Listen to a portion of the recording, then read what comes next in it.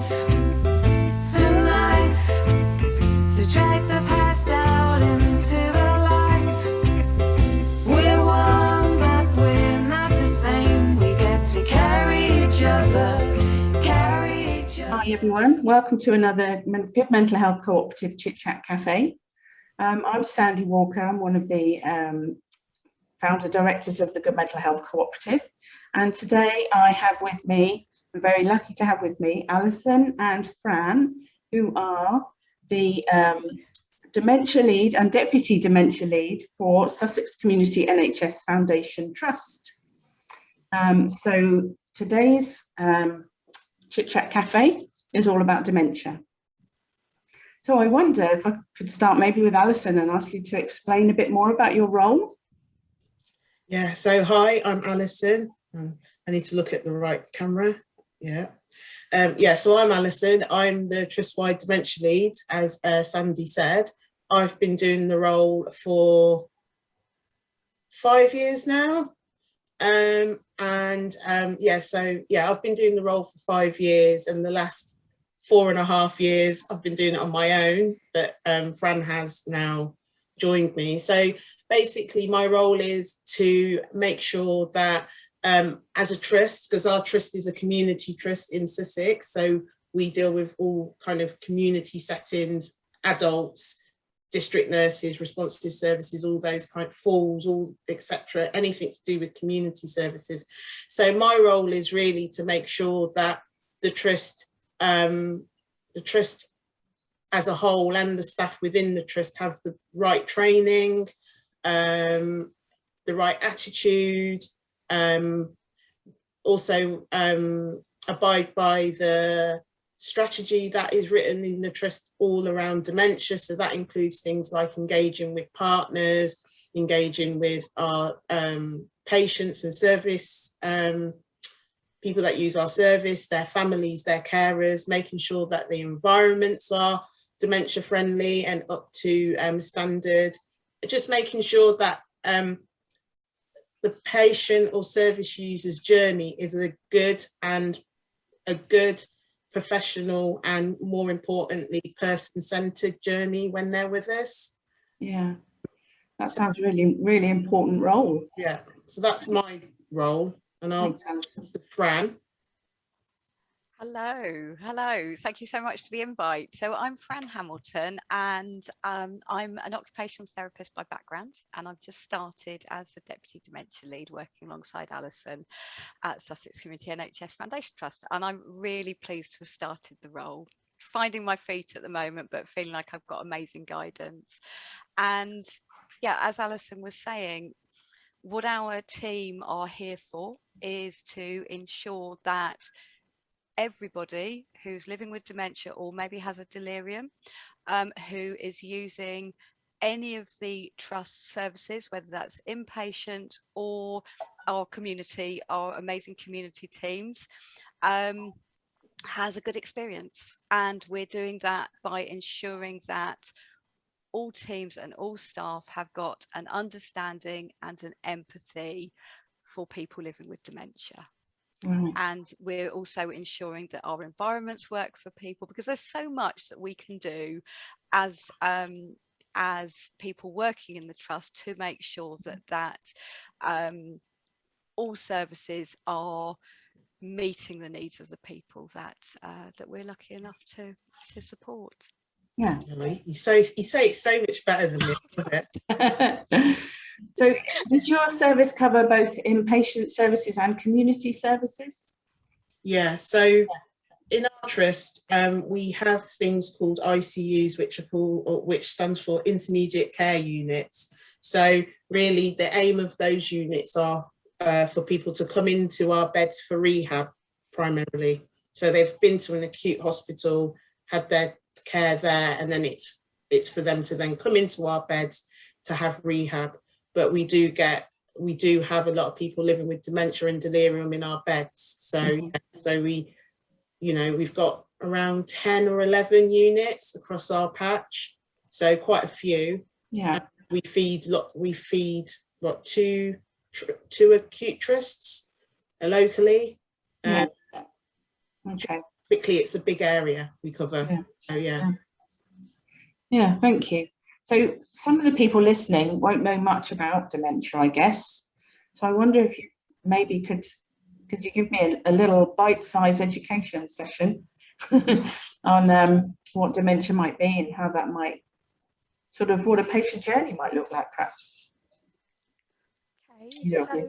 so people, the journey around dementia, which some people like calling it a journey, some people don't, but right from the point in time of people maybe noticing there's something slightly changing for them, right the way through to end of life, and the huge amount of time in between for most people, it's really, really important that we're aiming to support well-being at each stage, and that means something different at each stage. So, you know, at the earlier stages, when people might be noticing some changes and then having a diagnosis confirmed, it's very, very much about being able to support people to remain as independent as possible. And actually that goes for the entire journey.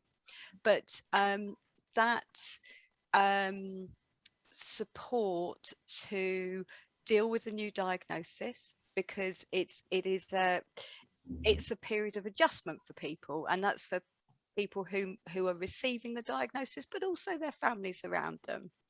But the key, I think, throughout the time that people are living with dementia is to really ensure that we know fully you are still you. You don't change. That doesn't diminish. Yeah. You know, the changes we might see might be around,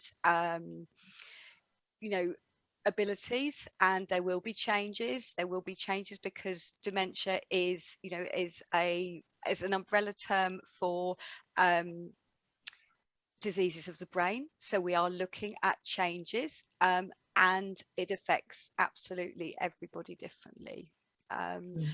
But key and fundamentally, you are still you, and being able to continue to do the things that are important to you, things that you love doing, things that you want to do, things that you need to do, is really, really important. So yes, I mean, just that's for me the absolute fundamentals of it to start with. Yeah, thank you. But as Fran was saying, dementia is the umbrella term, and underneath that there are lots of different forms of dementia. There are way over 100. So, and the most common being Alzheimer's disease, which most people have heard of. Yeah.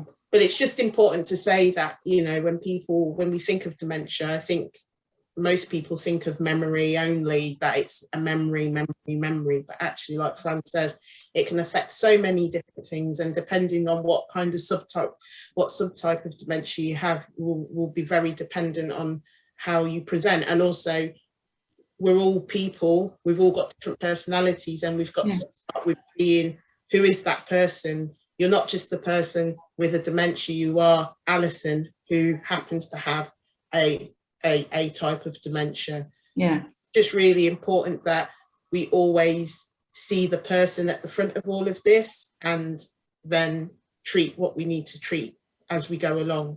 Yes, yes. I remember myself years ago, I used to, as a student, work sometimes with people diagnosed with dementia, and I remember it was always heartbreaking to me to think of the kind of the backstory of people, and how by the time I was there and they were on the ward that I was working on, a lot of that seemed to be lost. And I think now there's something, isn't there, like a "This Is Me" document or something that goes with people, which I think is just wonderful, so that you keep that identity, as it were, with that person all the way through. I love that. Do you guys use that? Yeah, we do use "This Is Me" document. It's just so, we're really trying to push it at the moment. For us, for Fran and I, it's so central to someone's journey while they're with us. Yes. It's important to know the person who we're treating, and just the simplest things can be the things that actually make the time with us so much better. So Yeah. I'm that advocate for families or the person themselves being able to fill that out.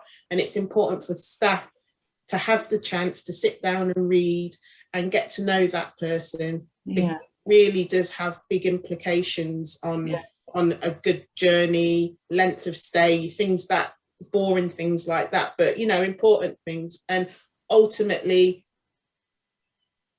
I want my staff to treat people how I would expect to be treated. And I think the Me tool really helps with that. I know there's different variations, but they're all really good person-centered tools. Yeah.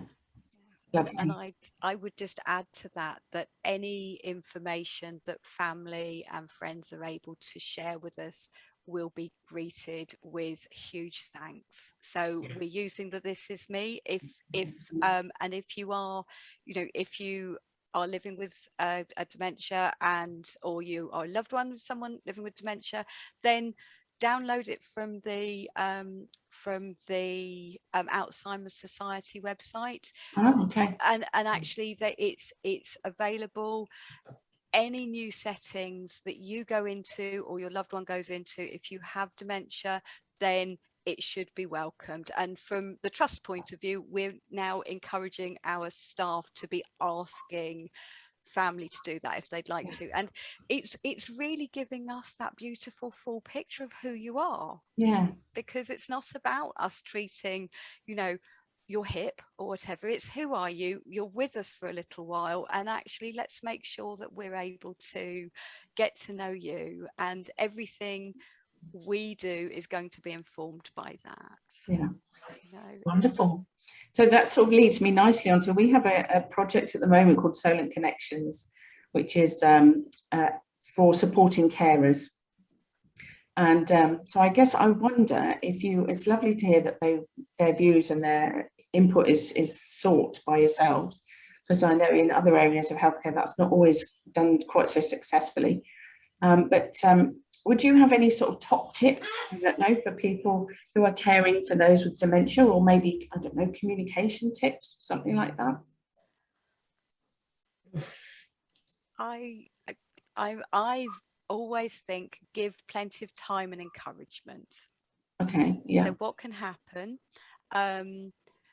is that people can have some changes to mood and anxiety levels around a new diagnosis and later on, but also communication can become a little more difficult at times. And actually, if we know the situations that we sometimes find ourselves in, where life is more stressful, communication can be more difficult. So actually, by making sure that someone has our full attention when we're speaking to them, that encouragement, that eye contact, the smile, the relaxed pace, and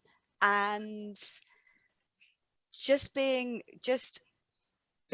there with them.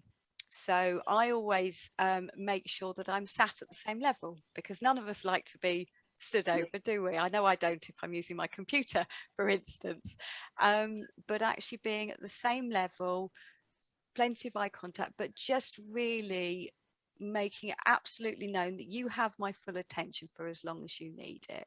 And what can happen is that processing of information can take longer. So as dementia proceeds, that communication can take a little longer. So the time it takes for me, for instance, to process the question that I've been asked, or the last piece of a conversation that's happened, process my answer, and then give my response, is often longer than actually my listener might be used to.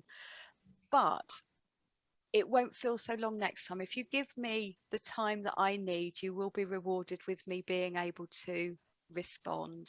But if you think I haven't heard, or you jump in too quickly, you've broken that thread. And then what can often happen is people can withdraw a bit, or it can feel that actually it's taking too much effort to be part of that. So I would just say lots of encouragement, and maybe a quieter area as well, because sometimes too many distractions can be difficult. So if there's television and a radio on, or you're in a noisy area, see, ask whether it would be easier to go to maybe a quieter area. But I think if I know I've got your full attention, I chat as long as you like. And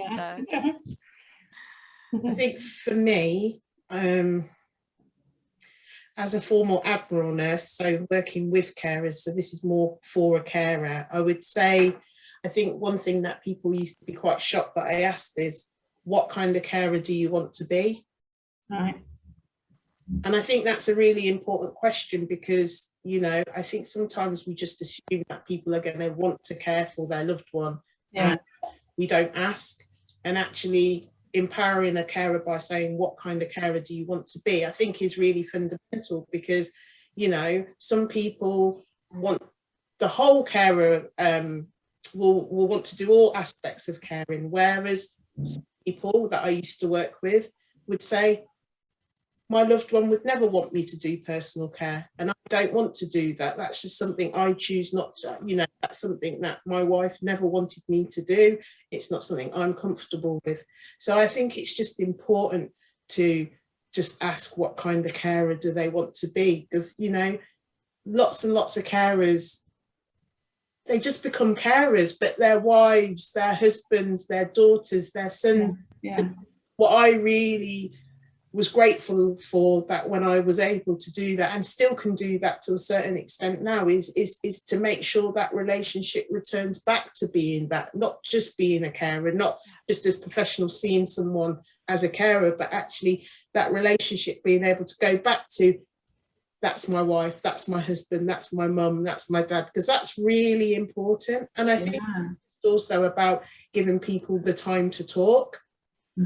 Sometimes I think we can be a little bit frightened to ask someone how your day's been, because you think you're going to open the worms. But actually, for lots of people caring for loved ones who are living with dementia, you having that conversation with you might be the only conversation they have all day, and it might not necessarily open a can of worms. It's just nice sometimes for people to just have a normal conversation about normal everyday things. So I guess I would say, don't be afraid to just have a conversation with people. I think people are really grateful for that, really. Yeah, absolutely. Really, really important tips. Thank you. They feel really, really valid. Having recently had my first bout as a carer, apart from being a mother and, in the past, well, I still am, but, we're all grown up. But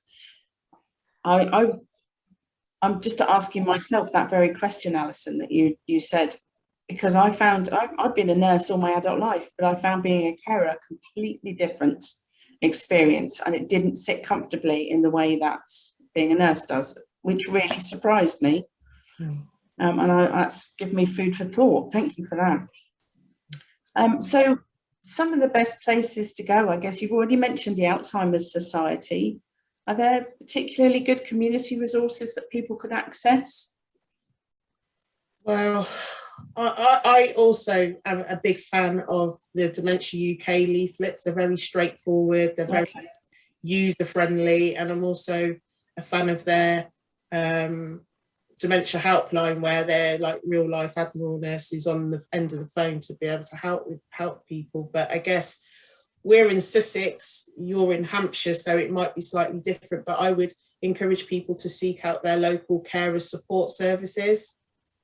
I think they can be really helpful for people, and I certainly am a big fan of the carer support services we have here in Sussex. They're very helpful, and it's just about getting people engaged and then them getting to know people, and then they can form those relationships. I know it's been especially hard during COVID, and dementia, as people living with dementia, their carers, I feel particularly have been hard hit during COVID, with all the services closing and all sorts of stuff going on. But yeah, carers hubs, online things. Fran's an expert. She'll talk to you about DMOD probably. So, and are these things also useful for people who have maybe been recently diagnosed dementias. Yes. Yeah. Yes. Right. So there's a network of peer support groups around the country. I don't know about Hampshire, but it would be well worth looking for your audience. So looking at an organisation, a network called DEEP, which is the Dementia Engagement and Empowerment Project.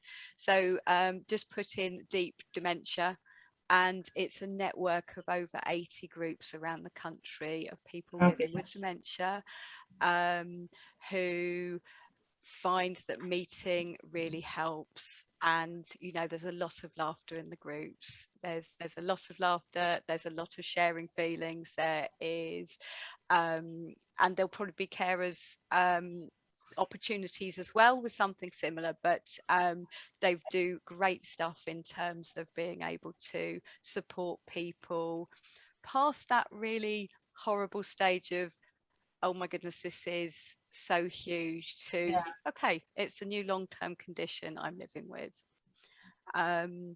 And another organisation that is very helpful for people with some of the rarer types of dementias is Rare Dementias Support.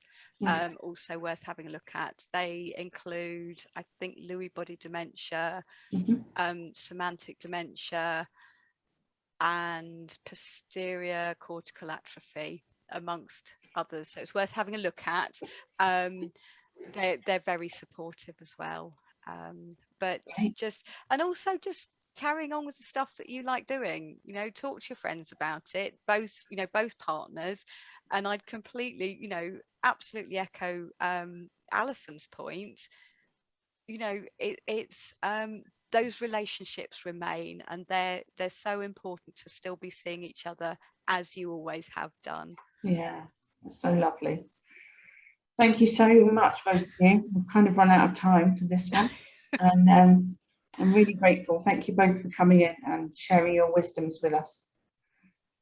Thanks for having me. Enjoyed that, everyone, and we'll see you on another edition. Thank you very much. Bye. Bye.